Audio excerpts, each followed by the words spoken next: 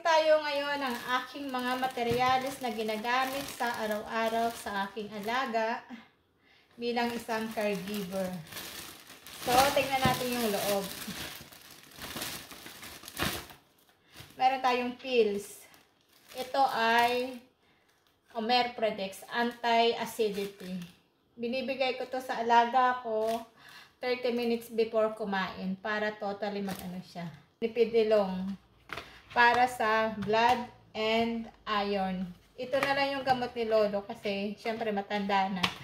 Hindi, wala nang stress, wala nang blood pressure, so wala nang cholesterol, so ito na lang yung natitirang gamot dahil matanda.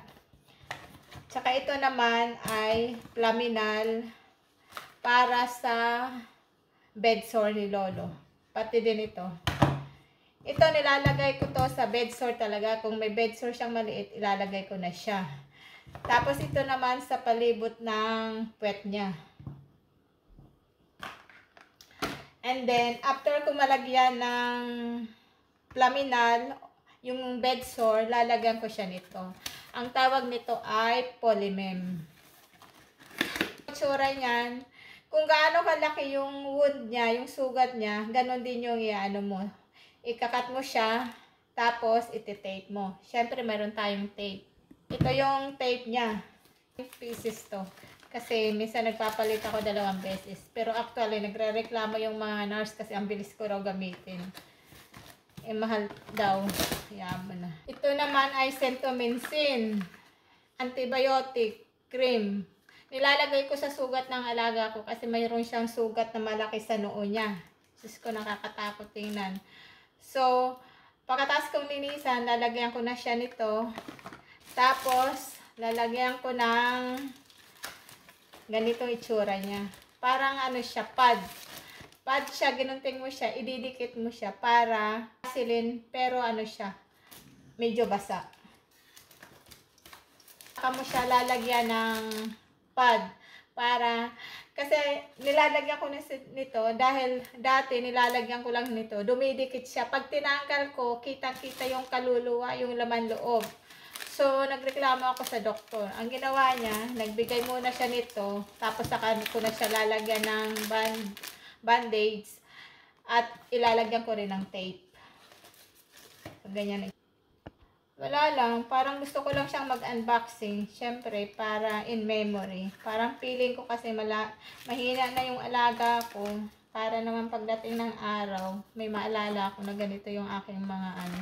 Syempre, alam naman natin, walang forever sa buhay. Lahat lilipas, lahat mawawala. So, mag-create na tayo ng memories. Charot. So, ito, ang dami niya. Hindi ko alam kung bakit ang dami. And then, ito naman, ay, syempre, ito pala yung Ensure. Ensure siya. Advance. Dati, ang binibigay ko sa alaga nito, 1 beses lang, 1 bote sa isang araw. Kasi malakas pa siya kumain. Ngayon, as much as possible, 2 bote na sa isang araw. Kasi mahina na siya kumain. Although talagang mahina na, bagal na niya, pinagtsatsagaan ko na lang siyang uminom. Dahil ayaw na rin niya, nakakalimutan niya ng sumipsip. Tapos, syempre, gloves. Tapos, ito naman ay, ano, parang, walang Malaysia dito Kasi ang Malaysia, wala sa Israel, nasa Asia. Charot. Ito is parang condom siya. Para hindi ako palit ng diaper, at saka hindi masyadong mabasa yung puwet niya. Kasi pag basa lagi yung puwet, nagkukos ng bed sore. So, ito, nilalagay ko sa titi niya. Kunwari, ito yung titi. Nilalagay ko siya ganun-ganun. Tapos, saka ko siya ibibelt. Ako ng anak nagde-demo. Kunwari, ganito na yan. Natusok mo na yung sa titi niya. Tapos, ibibelt mo siya. Ganyan. Para hindi siya umano. Siyempre, minsan, palit ako ng palit dahil pag hindi tumitry-og na, pag lumiliit na yung titi niya, syempre, natatanggal. So, basa na naman yung diaper. Papalitan ko naman. Kasi alam mo naman yung matanda, hindi na masyadong nag-e-erect. Tapos, after nyan, anuhan ko na dito. Urine bag.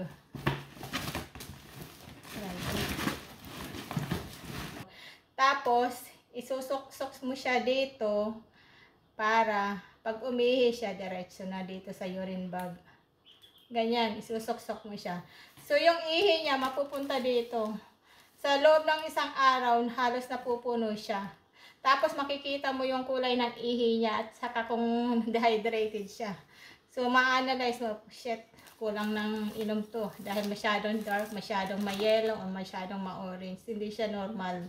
So, ganyan lang yan. Pero sobrang dami, oh. Dami niya naman, oh. Grabe. Yan, tsura yan. And then, ito yung ating bed mat. Yung bed mat niya, yung bed mat, ilalagay siya sa, sa bed. Para hindi, pag sakaling umihi or mag-overflow yung ihi niya, hindi siya mababasa sa higaan niya. So, kumuha tayo. Ganito yung itsura niya, no, yung bed mat. Sa ilalim ng puwet, ilalagay mo. Usually, 2 or 3. Ganyan. Para hindi siya basa.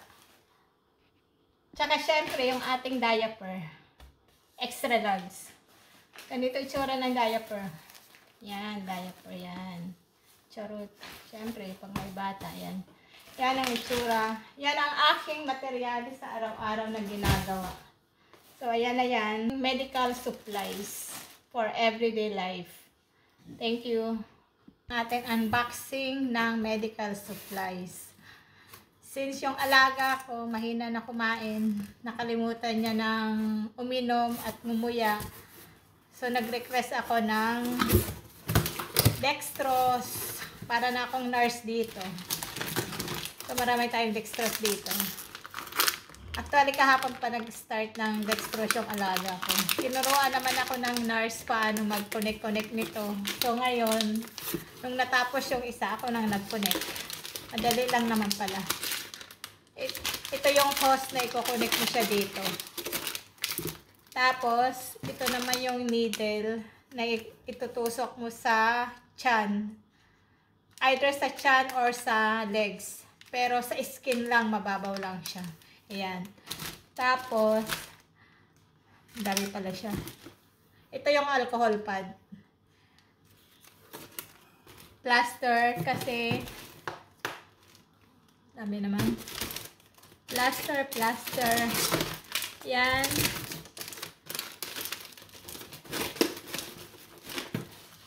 Tapos ito, yung tape. Kasi after mo maglagay nito sa legs, yung karayom, lalagyan mo lang siya ng tape para hindi matanggal. Pero marami naman siyang kasi pag matanggal, ako nang maglalagay. Either sa kabalya or sa right or sa left naman. Salitan lang pag natanggal yung sinulid. Pero next week, pupunta yung nurse dito. Sila ulit maglalagay. Pero kayang-kaya na yan. Kayang-kaya na yan ng katulong. So, ito yung additional na medical supplies. Ito mga bandage lang. Salain mo yan. Tapos mayroon pa siyang oxygen tank. Kasi sabi ko sa anak, huwag na nilang lagyan ng injiti. Pag dumating yung time na ayaw na talaga kumain, dextrose na lang. Sabi ko, wag na anuhan ng injiti. Tama na, antayin na lang. Kaysa mahirapan pa yung alaga ko. Mayroon ng oxygen, mayroon ng dextrose, mayroon ng tapal sa noo. So ano pa ba? Enough na. Tama na yung wag nang tusukan para makaano. Okay, yan lang. Pero buti dito ang bilis. Ni-request lang ng umaga sa anak, tinawag sa doktor. After 3 hours, pumunta na yung nurse para magbigay ng dextrose at saka tinuruan.